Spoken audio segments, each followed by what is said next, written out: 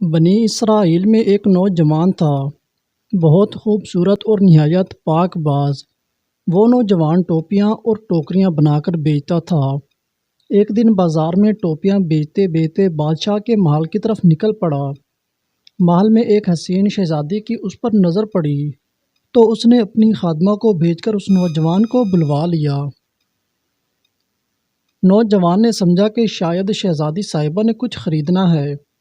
وہ خادمہ کے ساتھ محل میں داخل ہوا تو خادمہ دروازہ بند کر کے باہر سے چلی گئی اور شہزادی برہنہ حالت میں سامنے آ گئی اور بولی، اے حسین نوجوان، میرے قریب آؤ اور میری خواہش پوری کرو۔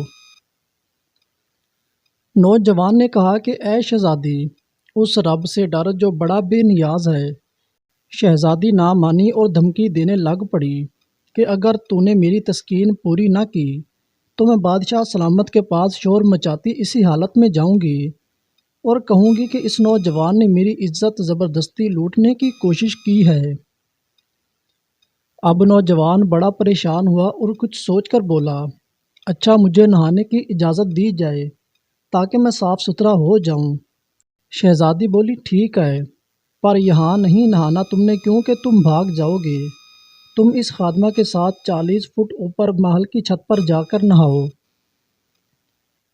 نوجوان مان گیا اور اوپر چلا گیا۔ وہاں جا کر جو اس نے دیکھا کہ اب کیا کروں تو اس کے ذہن میں اس کے سوا کوئی اور حل نہ آیا کہ 40 فٹ چھلانگ ہی لگا دی جائے۔ اس نے چھلانگ لگاتے وقت دعا پڑھی، اے اللہ پاک، مجھے تیری نافرمانی پر مجبور کیا جا رہا ہے اور میں اس برائی سے بچنا چاہتا ہوں۔ مجھے 40 فٹ نیچے چھلانگ مار کر مر جانا تو منظور ہے، لیکن تیری نافرمانی نہیں۔ یہ کہہ کر نوجوان نے چھلانگ مار دی۔ اسی وقت ایک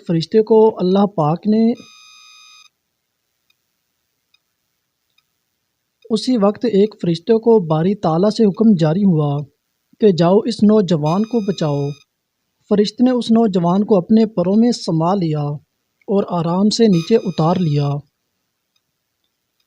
نوجوان بڑا خوش ہوا اور اسی وقت شکرانے کے نفل ادا کیے اور بارگاہ الہی میں عرض کی کہ مولا، تو چاہے تو مجھے اپنے اس کام سے بے نیاز کروا سکتا ہے۔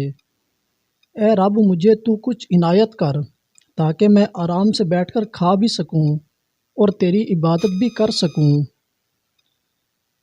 اس کی درخواست قبول ہوئی اور وہی فرشتہ جس نے اس کو بچایا ایک سونے سے بھری بوری لا دی۔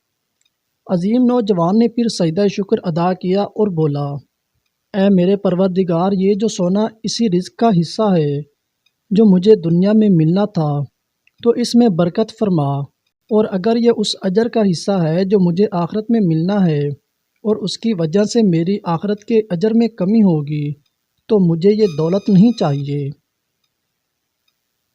نوجوان کو ایک غائبانہ آواز آئی، یہ جو سونا تجھے عطا کیا گیا ہے اس صبر کا 17واں حصہ ہے جو تو نے اس گناہ سے بچنے کے لیے کیا۔